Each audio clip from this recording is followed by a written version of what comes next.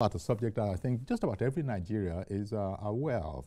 I'm talking about the housing deficit in Nigeria, by which I think it is meant that we don't have enough houses. It's not like in many other places of the world, perhaps more fortunate where, people are, many other, people buy one house, get rid of it, buy another one. In fact, people are buying houses according to their stages. When you're newly married, it's a different setup. When when you're older than that. But let me just ask our expert in-house, Dr. Femi Oshofora, who is a certified real estate entrepreneur. And I'm happy about the entrepreneur bit because that means you've been in the mix. And he also is a property consultant. Let me start off by asking how bad is the housing deficit in Nigeria?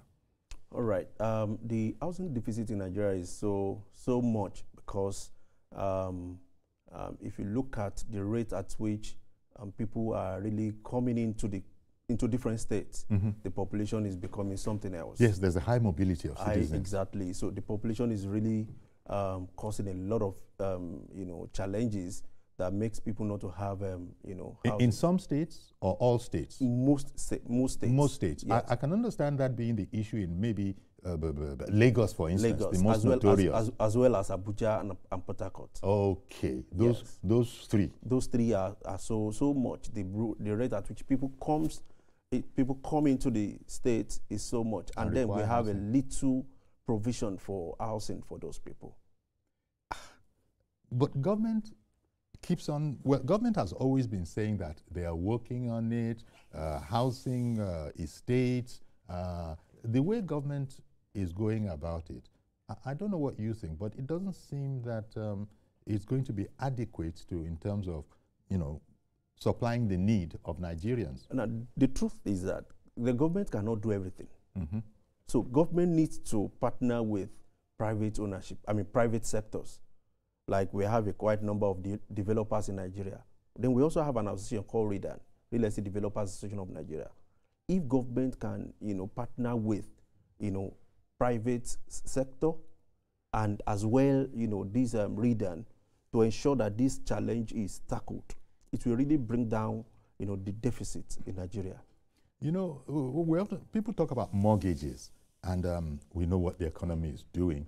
And everything is based on the, on whatever the rate is. There was a time we used to hear stories that mortgages used to work in times past. But now, with the cost of everything having escalated, I doubt if mortgages nowadays can actually do what it used to do some time ago, which is provide for the house, and then it's a matter of paying back.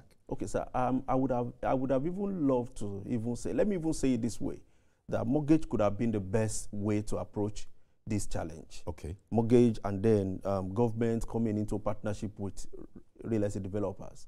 But now, is mortgage system, is it really working in Nigeria? What about the interest rate? Yes. So these are things that are really bringing down that are causing a lot of challenges, especially to housing development in Nigeria. So it's tied back into the economy and the struggles that the economy has. In fact, the struggle is so much because, look at it, number two is we also look at the inflation. Things are really very expensive right now.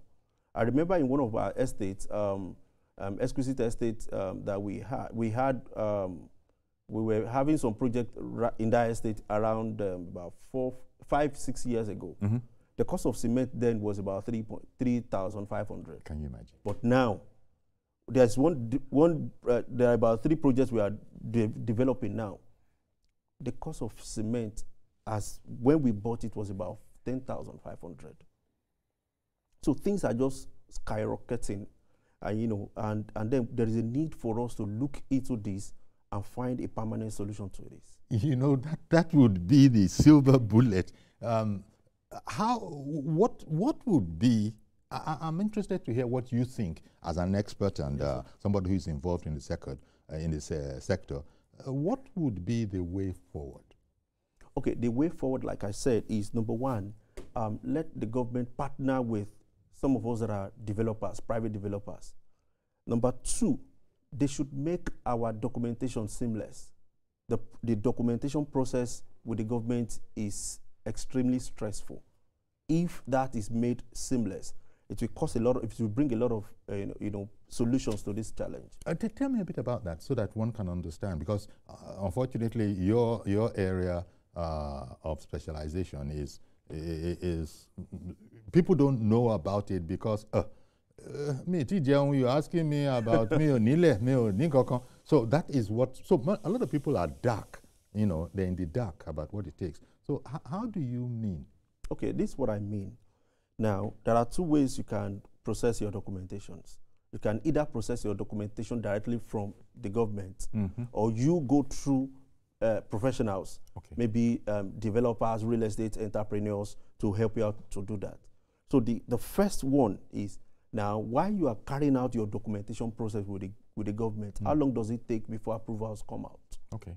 That is in the case of people who want to be investors. Who want to be investors. Perhaps you want to maybe have your own personal development in whatever, maybe in Lagos or whatever in Nigeria. So what's the process of development? I mean, documentation. And how easy is it for you to get those approvals? That's one. So then secondly is, getting some of these developers. Because this challenge has brought a lot of developers to do something that is not legal. Okay. And then we also need to sanitize this. In fact, that's one of the things that Redan is doing, to sanitize the system. And Redan being Real Estate Developers Association of Nigeria.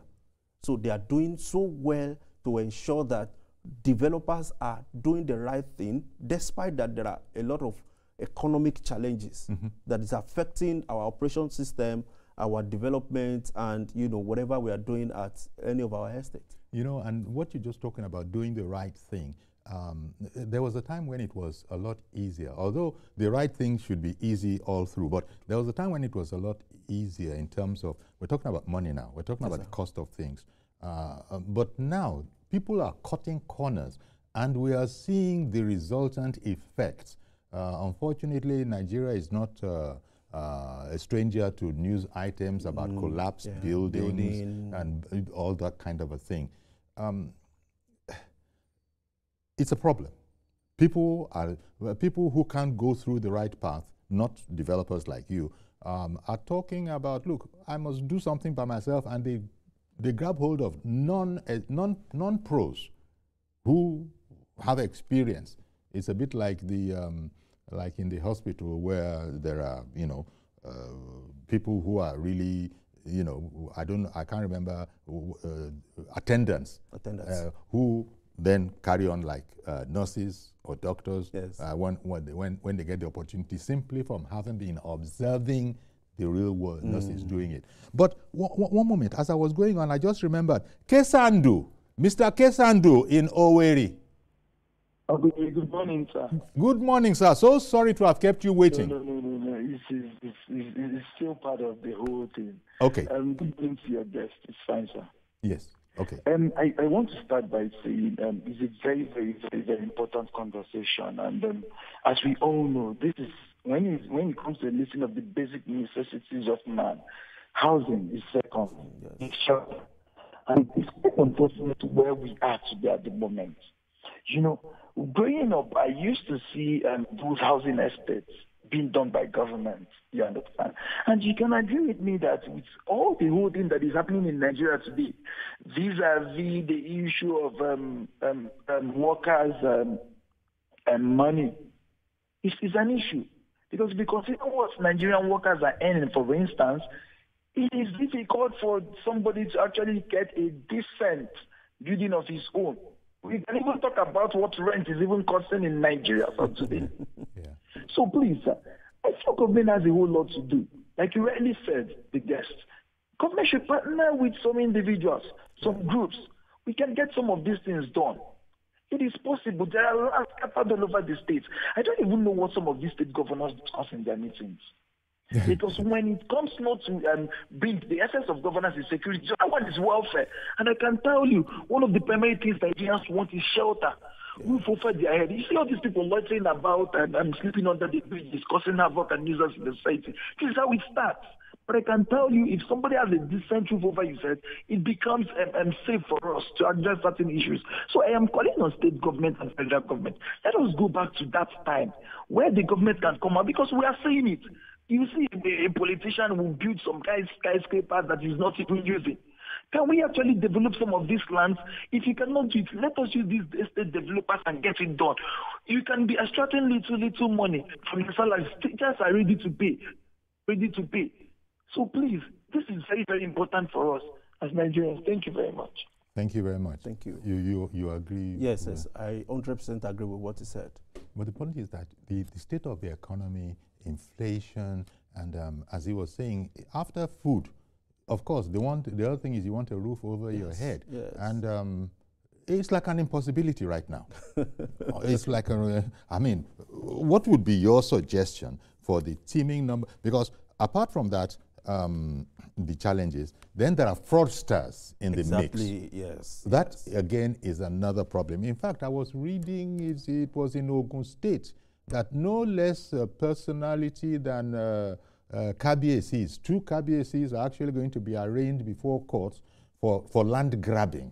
I mean, it's as bad as that. It's as bad as that. So on that, sir, yes, I used to say that because to avoid some of these fraudsters, before you can say you want to buy any property, it is important to carry out your due diligence.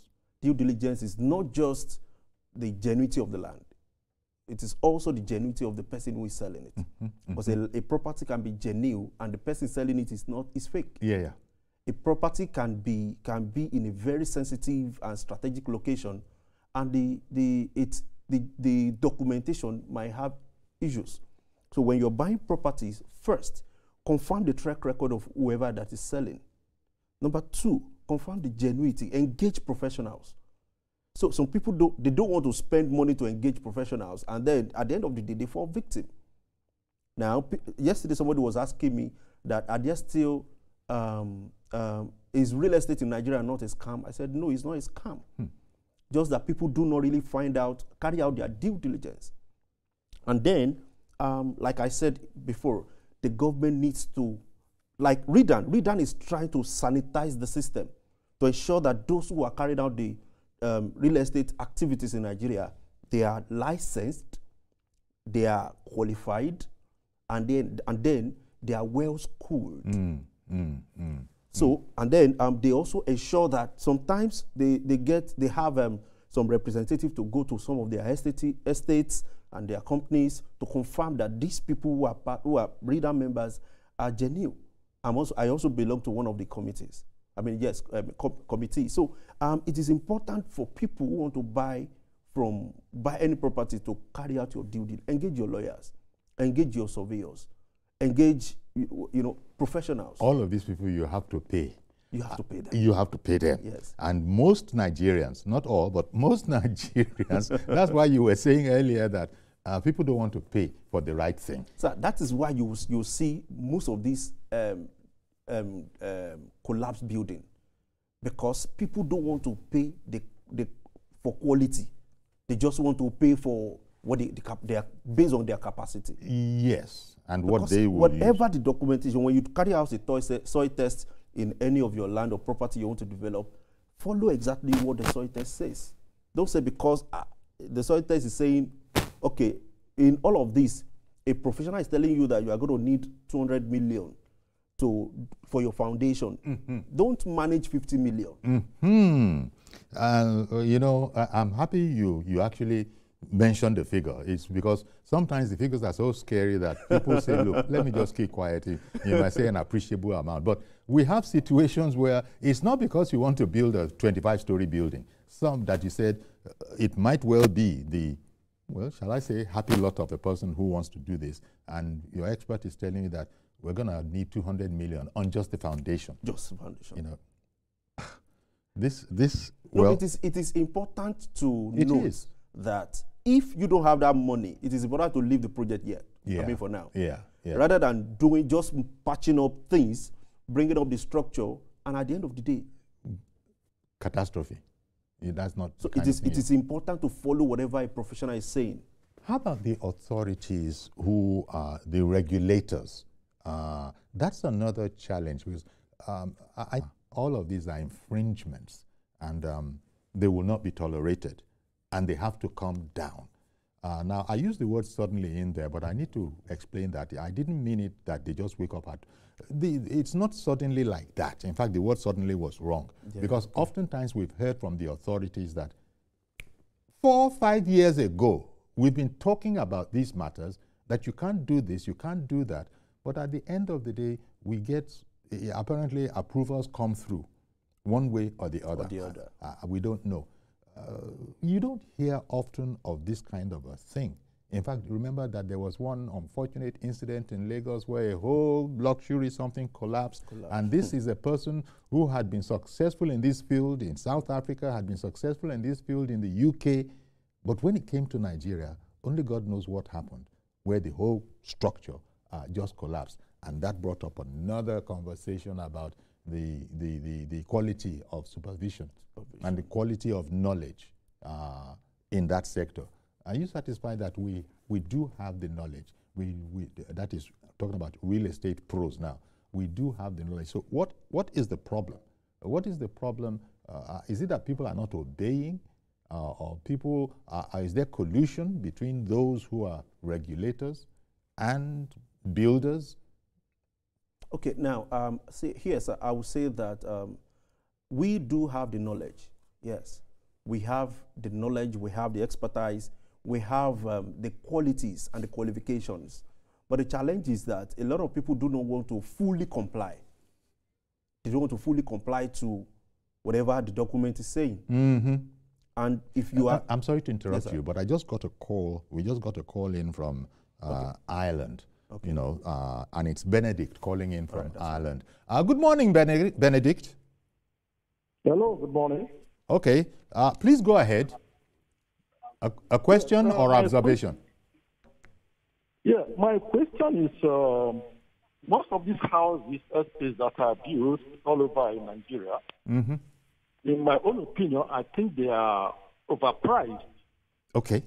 You know, why I say so is because some of the buildings, you have to construct toilets of your own.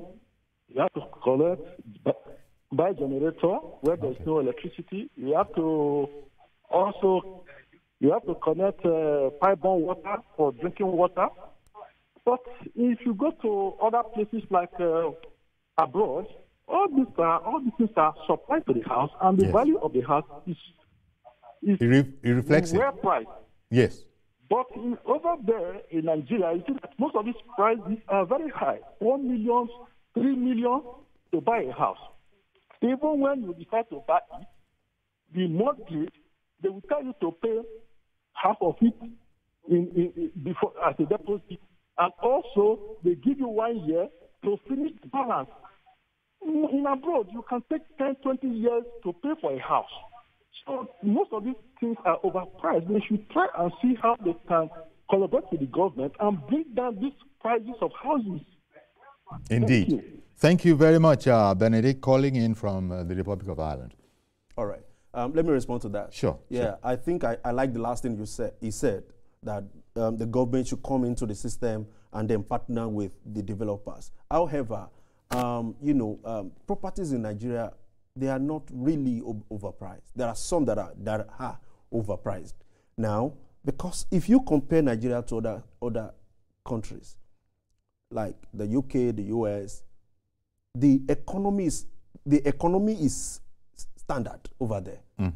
Nigeria here, we do almost everything by ourselves. That's right. Number two, the cost of material here in Nigeria is now becoming something else. And the developer must you know, also factor in his profit. Are you getting me? So, you know, number three, you also need to determine, understand where are you buying the property. There are about 4, things you should look at when you're buying properties. A prime area, developed area, underdeveloped area, and developing area. Okay. Those are 4 areas. Now, if you buy from a prime area, you should know the price will not be as same as maybe developing area or underdeveloped area. Okay. The cost of material everywhere is the same in Nigeria. Everywhere is the same. But the location and the development around the location where you want to buy your property is what matters. So Okay. secondly, like I said, the economy, the inflation is really, really affecting the growth and the business of real estate in Nigeria. So therefore, now when you look at those who are now low income earners, middle income earners, what do we have for them? That's why you see most real estate companies that are into housing, they have a flexible payments plan. Okay. You can spread your payments. Okay. Some do call it off-plan sales.